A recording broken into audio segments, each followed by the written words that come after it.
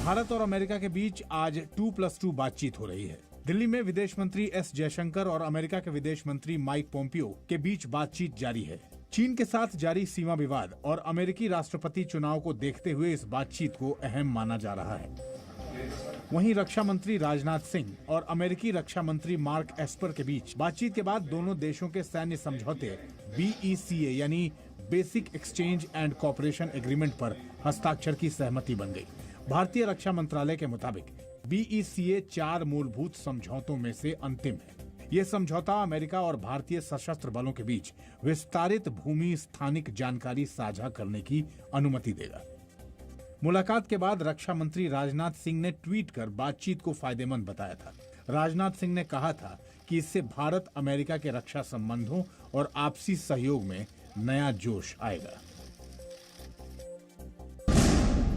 जम्मू कश्मीर की पूर्व मुख्यमंत्री महबूबा मुफ्ती की पार्टी PDP के 3 बड़े नेताओं ने पार्टी से इस्तीफा दे दिया है। पूर्व राज्यसभा सांसद त्रिलोक सिंह बाजवा, पूर्व विधानसभा परिषद विधायक वेद महाजन और चौधरी मोहम्मद हुसैन वफा अली ने महबूबा मुफ्ती के राष्ट्र विरोधी बयान पर नाराजगी जताते हुए पार्टी से अलग होने का फैसला किया। इन नेताओं ने चिट्ठी लिखकर कहा कि उनकी देशभक्ति की भावनाओं को ठेस पहुंची। इन नेताओं ने पार्टी नेतृत्व के बुनियादी सिद्धांतों से भटकने का आरोप भी लगाया। तिरंगा झंडा है वो हमारे मुल्क की आन बान शान है। अगर हमारा मुल्क सबसे पहले मुल्क है और मुल्क का तिरंगा झंडा है, उसके बाद पार्टी है, उसके बाद स्टेटें हैं, उसके बाद बाकी सब कुछ चलेगा। वहीं बीजेपी ने PDP नेताओं के इस्तीफे को उनका डर बताया है। ये तो शुरुआत है, जनता इसको इसी प्रकार से रिएक्ट करेगी और इनको मुंह तोड़ जवाब देने वाली है। भारत के झंडे का सम्मान होना चाहिए, लेकिन जिस प्रकार से PDP के नेताओं ने अपमान किया है उसको कोई भी जम्मू कश्मीर का वासी सहन नहीं करेगा। बीजेपी कार्यकर्ताओं ने आज श्रीनगर जम्मू के बीच तिरंगा यात्रा निकाली। ये लोग तिरंगे पर दिए महबूबा मुफ्ती के बयान का विरोध कर रहे थे। तिरंगा यात्रा निकाल रहे कार्यकर्ताओं ने PDP के दफ्तर पर तिरंगा फहराया और महबूबा मुफ्ती के बयान पर नारेबाजी की।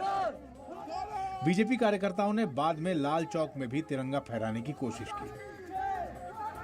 महबूबा मुफ्ती और फारूक अब्दुल्ला जैसे नेताओं को ये जवाब है। जम्मू कश्मीर के हर व्यक्ति के हाथ में तिरंगा है, सीने में, सांसों में, खून में, सांसों में और दिल की धड़कन में तिरंगा है। तिरंगा यात्रा कर रहे 4 बीजेपी कार्यकर्ताओं को हिरासत में ले लिया गया। इन्हें बाद में छोड़ दिया गया। केंद्रीय मंत्री मुख्तार अब्बास नकवी ने तिरंगा यात्रा के विरोध पर नाराजगी जताई। तिरंगे का जिसने विरोध किया है वो धूल धूसरित हुआ है। तिरंगा आप नहीं फहराएंगे, इसकी वजह से तिरंगे की शान खत्म हो जाएगी, ऐसा भी हम नहीं मानते। आपकी जो है वो आप अपनी बर्बादी के रास्ते पे जरूर जा रहे हैं।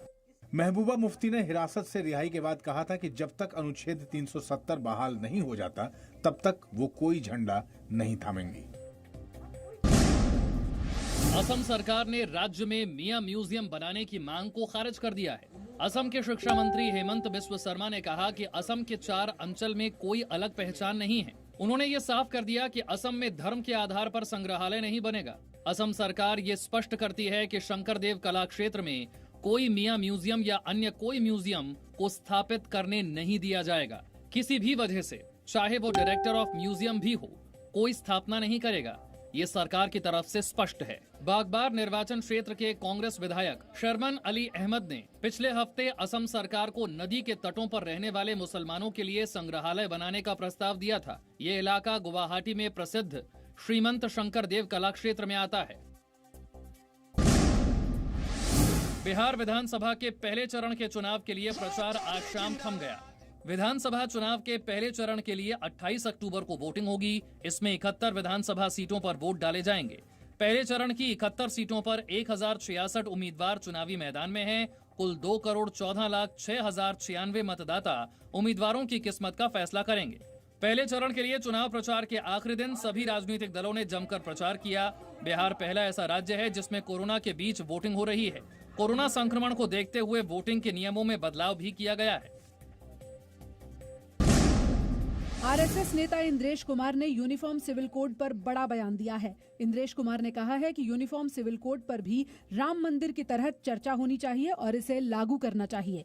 इंद्रेश कुमार ने कहा कि जिस तरह से मुसलमानों ने राम मंदिर के फैसले का समर्थन किया, उसी तरह यूनिफॉर्म सिविल कोड का समर्थन भी करना चाहिए। जैसे राम जन्म स्थान पर और क्या होना चाहिए, इसकी एक व्यापक संवाद पूरे हिंदुस्तान में चला और मुसलमानों ने स्वयं नारा लगाया, कसम खुदा की खाते हैं इमाम हिंद श्री राम का मंदिर वहीं बनवाएंगे। इसी प्रकार से कंफ्यूजन नहीं रहने चाहिए।